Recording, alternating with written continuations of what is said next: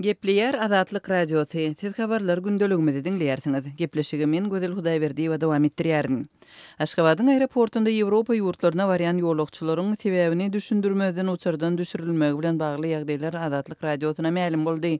Aşgabat Frankfurt T5 463 reýsiniň ýolagçylaryň Azatlyk Radiosuna gürrüň bermegine görä 5-nji ýanwarda uçara ondan gowrak adam goý berilmändir. Şol ýolagçylardan biriniň şahsiýeti Azatlyga ma'lum boldy. Emma biz onuň howpsuzlygyny öpçün etmek maksatly adyny efirde agdamaktan saklanýarys.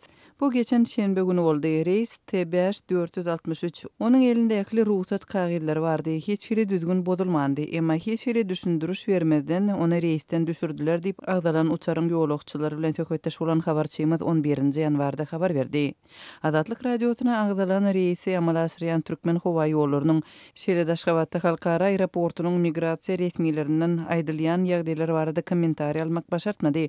Türkmen howa ýollarynyň uçar tertibinde görkezilşi ýaly Aşgabatdan Frankfurta uçarlar her şenbe güni sagat 12-de amal asyrylýar. Dekabryň ortalarynda Aşgabatdan Paryja gatnaýan reisler ýatyrylypdy. Munyň bilen baglylykda Paryja barýan ýolagçylar hem Frankfurtyň üstü bilen uçmaga mejbur boldular.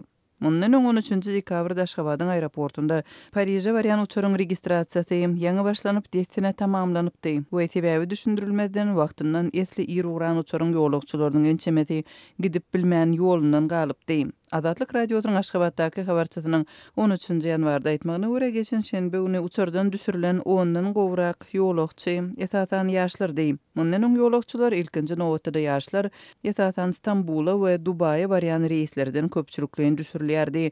Azatlyk Radiosynyň Türkmenistandaky söhbetdeşleri Ýewropa ýurtlaryna barýan raýatlaryň uçurdan düşürilmegi bilen bagly ýagdaýlaryň öň ören seýrek bolandygyny belliýärler we häzirki ýagdaýyň ýurt häkimetläriniň raýatlaryň ýurdun daşyna migrasiýasyna gözükçüligini güýçlendirmegi bilen baglaşdyrýarlar.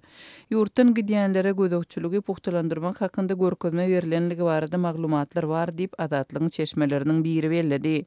Türkmenistan ýurdun daşyna gidýän raýatlarynyň sany barada statistiki maglumatlary çap etmeýär. Şol burakda yerli tynçylar gazanç okuw üçin gidýänleriň we hemişelik göçüp gidýänleriň köpdigini belliýärler. Iň aktivleri Liwap we Daşoğuz. Bu ýerde owalar gözüň alynda boşap galýar. Köp adam Özbekistana gitdi. Ören köpüsi Türkiýe. Häzir Orsiýada hem uğrap başladylar diýip Azatlygyň Türkmenistandaky habarçy aýdýar.